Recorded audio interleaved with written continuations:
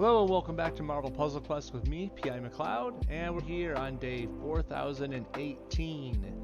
Skipped a few days in the anniversary, didn't we? Nah, it's just there wasn't anything really big and special going on, even though it's the 11th anniversary. I mean, we have an event going on. Hey John, how's it going, buddy? We have an event going on, but unfortunately, it's not well advertised, and you should all know that by now if you've been watching and paying attention. There's this event where we're supposed to kill zombies, and the millions worth of them. All of us together, not just you, not just your alliance, all of us together as a community, kill the zombies, and we're supposed to be able to earn up to a space stone, a level 3 version of the space stone support for all of us. But you probably don't remember that, do you? Because it's in the news, and we don't look at the news. We usually, like, you know, click here, and then the news will pop up. Where is it at? I go over to here. Today's news. Click that, right? Yeah, it replays all the news things. Did you know this? Oh yeah, Zombie Slayer Community Challenge. Blah blah blah blah blah blah blah blah blah. Click here for more details if you want to. But it shows you a progression bar, how far we've come along in our killing zombies mission together as in a community, as the player base for Marvel Puzzle Quest. If we want these rewards, we have to keep killing zombies. And these little news things, we don't click on them enough. We don't. You and I, like, I don't click on all of them. I click on the ones that I might be curious about. I'll be honest. I'm on Discord, Reddit, the forums. I look around, so I see a lot of this stuff. But I know that most people don't click these things and read into them, right? Like, did you know about this? Use code ZOMBORIG for a comic book. Anyways. Yeah, unlimited comic book. Yay! Yay, costume tokens. Yay, dupe decoder. Yay, new costume. Yay, stuff and things. We don't click on those things. So, I say all that because the one thing we do have going on right now is MPQ versus zombies, and that's the only place you can go to kill tons of zombies. Real easy, like, and we're not doing it. We've only met tier 3 of the challenge so far, and we need to get to tier 5 to get that space stone. I don't think we're going to get it. Unless y'all want to step up. But don't feel bad. I'm not doing it that much either. I'll go in here, I'll do a couple runs here and there. Just for funsies. It's kind of a fun place to test any team you want out. Being honest here, like, you can go in any of these nodes and throw in any team you want. And just know that it's semi-easy goons. Right? It's a good place to test stuff. But other than that, we need like a tracking bar. Hey devs, are you listening, MPQ devs? We need like a tracking bar up here, like maybe just above where the featured event is, but below Mephisto's information. You know, some little tracking bar, like, ooh, just in, we're like at 3.2 million zombies out of 5 million. You know, some little bar, something to show us progress, because nothing gets players to do things more than showing a progress bar with, you know, the carrot on a stick, you know, dangled out there in front of us. Anyways, Crash the Titans time, right? What's that, John? North Carolina. Hey, you in Pepperidge Farm? Yeah, Pepperidge Farm remembers, but what don't they remember? Let's go. We're crashing a Titan. Or 2? What is it? 1 Titan? 2 Titan this week? Let's see. Just 1. Time for your weekly history lesson. Yay! If I look real closely and squint my eyes, I can see that that's Vulture. Yes, it is. 4-star Vulture. When 4-star Vulture came out in MPQ, which, geez, seemed like a lifetime ago, he introduced a whole host of problems to this game. He was a problem for 5-star characters. People with giant 5-star rosters were like, we can't beat this guy. He was crazy. Why? Because he went airborne. Airborne was a big thing back then. There was characters that went airborne, but they didn't do a lot with it. Colossus could throw someone with this black, get over there, and you get a free move out of it. That's cool. Or you'd have like Gwenpool using her plot armor to send up the allies into the air. Keeps them safe for a turn. That's cool. But that's about it. You know, you didn't have too many airborne options. Vulture comes along and just shakes it all up. 6 black AP, cheapest airborne ability to date when he came out. Producing, at level 5, Well, let me think here. What was it? 4 green, 3 blue, 2 black, and 1 red every turn? I think that's the numbers. I could have switched the blue and green around, but I think that's the numbers. Anyways, every turn. And he goes airborne for 2 turns. That's a ton of AP for just 6 black spending. 3-star Iron Man is jealous of those numbers. That's crazy expenditure. You just need to get 2 more black AP within the 2 turns he's airborne to keep him airborne again when he comes back down. Why was this such a hard problem? Because no one can contest it. 5-star Archangel was the solution. He came out a little later, but he was the solution that basically said, hey, whenever an enemy is airborne, I will passively stun them just for going airborne, and that grounds them, puts them back down. It also did damage, but that wasn't the point. Point was getting the airborne guy out of the air. Beyond that, the other 2 abilities he's got, they're good, but they're nothing without that going airborne thing. His blue is like it's like a nuke of sorts. It also gets rid of special tiles, but if he's airborne, it gets rid of more tiles. It'll get rid of like repeaters and invisibility tiles and just all kinds of special stuff. It's pretty darn good, and it does it passively. He goes airborne, and it just passively spends 10 blue and gets rid of stuff for you. That's amazing. His green is it's an okay countdown nuke sort of thing, but if he's airborne, it nukes the entire enemy team in less time than the countdown would take. Not joking.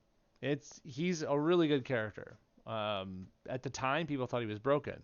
And then we started getting anti-air options. And people started learning how to, mitigate the enemy, not allowing the enemy to get black AP anymore. Vulture can still be an issue to deal with. But you just got to know what you're dealing with going in. That's all. What do we get to use to go against this guy? Ooh, 2099. Spidey 2099. Miguel O'Hara. Webs have never been that big of a deal in Marvel Puzzle Quest, but he helped to change the face of them. Web-based builds were like laughable at times. Not as bad as trap type builds, but they were so special, and only web characters was getting anything out of them, right? Kind of makes sense, right? But at the same time, that limits your teammate options. You can't really make a whole web-based build if your teammates are only web-based characters. That basically cuts your roster down to 10%, 15% of the roster? Probably less, honestly, if we're talking about it out loud. We keep talking and yelling how there's all these Spider-Man characters get added to the game, but really, how many characters use webs? Not a ton. Not a lot at all. So, this guy comes in and says, you know what? We're going to make webs everywhere. Webs for days. He has a passive, and we'll get into it. This yellow, which is quite amazing. The Harbinger of Heroes. As a passive, when a friendly hero, caveat there, hero, can't be a bad guy, makes a black, blue, or yellow match, create 3 green, purple, or red web tiles, and deal some damage. That's giant. That's huge. That's 3 out of the 6 colors on the stage. Well, 7 if you count team up. That would just create 3 web tiles. Now, of course, if you don't have a use for the web tiles, this doesn't really do much. But of course, the damage is there too. You have power buffers like Okoye, Apocalypse, Scarlet Witch. We've done this list in the past. All the power buffers could actually boost that. Or strike tile people. Kitty, Rocket, and then Spider-Man 2099. So you're buffing those strikes over and over again, and those strikes keep powering up all these Harbinger of Hero matches that go on, because it's not hard to get a chain of matches. This power right here is amazing. It's his bread and butter. I'm sorry, I missed a couple things, John. What was that? Gave 5-star Archangel a purpose. It did give him a purpose. It really did. He was made for it, really. Not even all spiders use webs. This is true. And not all heroes wear capes. Anyways. Moving on from the Harbinger of Heroes. The importance of his powers ramps down from here. But they're still not that bad. Spider Bite. For 8 blue, you get a stun. A stun for 4 turns. Not bad. It's not Polaris great, but it's still great. 4 turn stun. converts a chosen basic tile into a 4-turn countdown, and then that target is going to take 75% additional damage as long as that countdown exists out there. It's a good use for all your blue. Do you want to know how to make blue AP? Miles Morales. He has a passive that says whenever you match a web tile, you make 1 red, 1 blue, and 1 purple AP. So this guy's making a ton of webs, and Miles says, oh, hey, buddy, let me just make that into AP for you. So this guy, Miguel, 2099, it has a really good use for all your blue right there. Miles himself loves all the purple because of hide and go seek, or you get the buddy Gwen Stacy in there, Spider Gwen can use that purple for team stuns. Well, not team stuns, but multi stuns. And of course the red could go to any number of different spider dudes you want to team them with. Most Spideys have a red. Not Miguel, not India, but what? Miles, Spider Gwen, Peter Parker, 4-star Parker. There's options everywhere. And then finally there's Uprising. It is the least impressive of his abilities, but it is something to use your black AP that you've been gathering. For 9 black, let's pump it up to 5 so you can see the full stuff of it. Deals a small amount of damage to the target. For 9 black, that's a small amount, okay? That's not really even a nuke. To the target, and convert up to 5 web tiles into 1-turn countdown tiles that deal, there's the nuke, amount of damage to a random enemy. 5 of those? 5 1-turn countdowns that go bam, bam, bam, bam, bam. It can be good. But I'm not willing to lower down my blue stun from level 5, and I'm not willing to lower the Harbinger of Heroes down from level 5, because both of those are just really good. Who lowers down their stun, and who lessens such a good passive? So no, sorry, I'm not using Miguel O'Hara for his countdown making prowess. Side note, if you're going to use Miguel O'Hara, one of the fun things to use on him is the Totem Dagger. You might have one sitting in your roster somewhere. Maybe it's collecting dust. It's only good with web people, but it has a little something special for all of them. Even the non-web people, really. Not me. It's okay, John. I wasn't talking to you. Look at the synergy perk. The supporter character deals 1% increased damage for each web tile on the board. I know it's only 1%, but hey, it's something, right? Okay. At the supported character's first 2 turns, including the start of battle, you create 1 web tile. Okay? That's a big deal. So now that we have that synergy perk out there, read the first rank. When 1 or more web tiles is created, deal damage to a random target equal to 3% of their max health.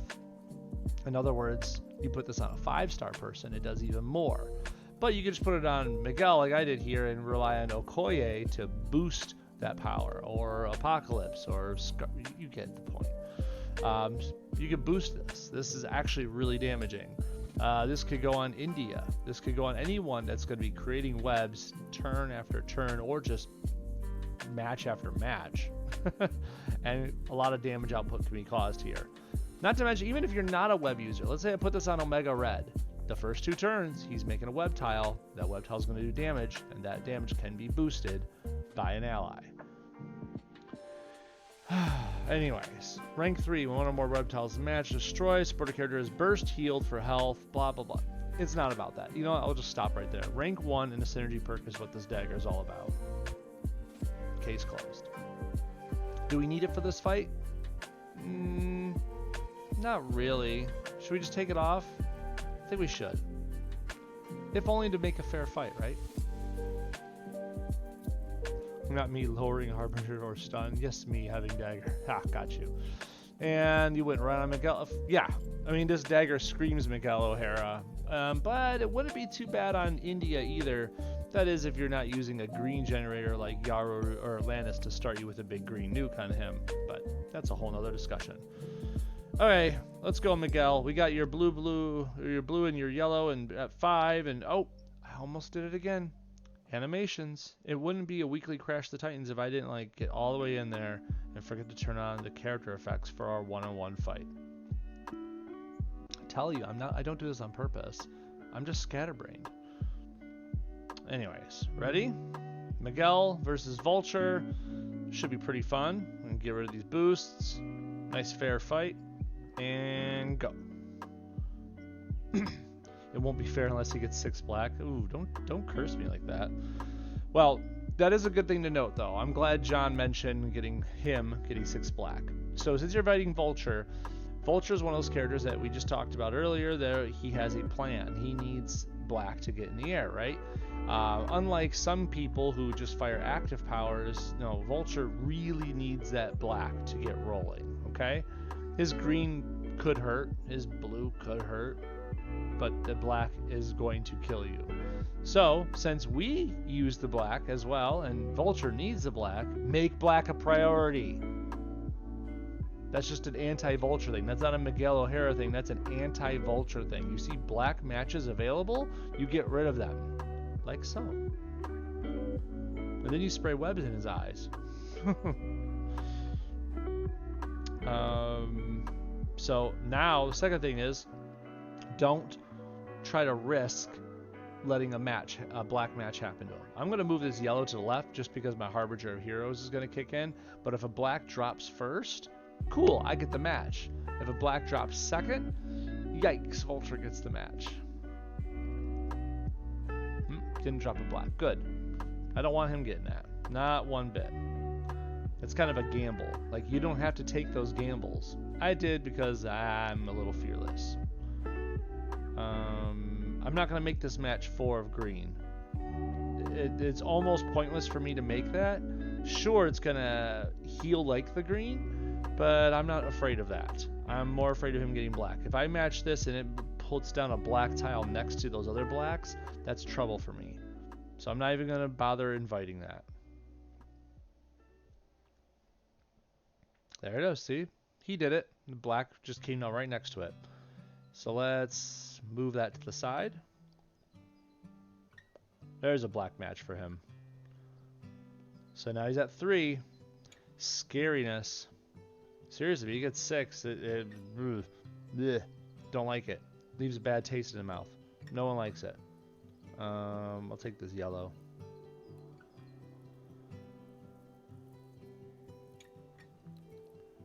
I don't see any black matches for him. I wish I could have enough blue for me, though. It'd be really fun to, I don't know, use that ability. Drop this on down. More webs out there. There's his one fell swoop. Now, it's not going to kill us, but it will do a little over 3,000 damage. It's annoying. What do I do with this here? Do I make the cascade? I probably do, just because I'm me. I can't help it.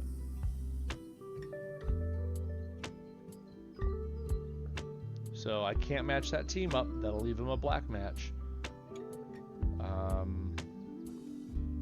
I could make this team up match because this shouldn't leave him anything.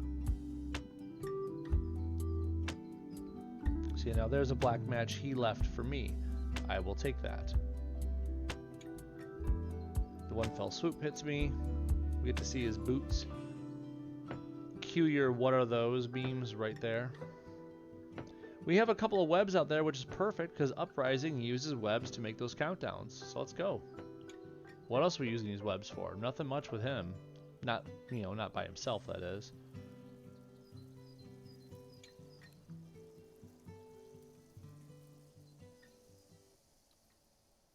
And done. Easy peasy. I mean, as long as you're paying attention. If he would have gotten all those black matches, or just some of them, he could have been up in the air, which means you can't hit him for 2 turns. He comes back with a whole buttload of green and blue, and he's going to nuke you even harder. And if he gets another black match, he's right back up in the air. So, do yourself a favor. Don't let him get black. Should be an easy fight otherwise. Alright. Yeah, cake. I'd say it's cake. As long as you're paying attention when you play it, it's cake. And that's it. Easy peasy. Oh, by the way, did you see we get 2-star, not 3, 4, or 5, 2-star Ghost Riders coming on in this, is it this week? I think it's this week. Well, it's the next incoming character. I can't remember anymore.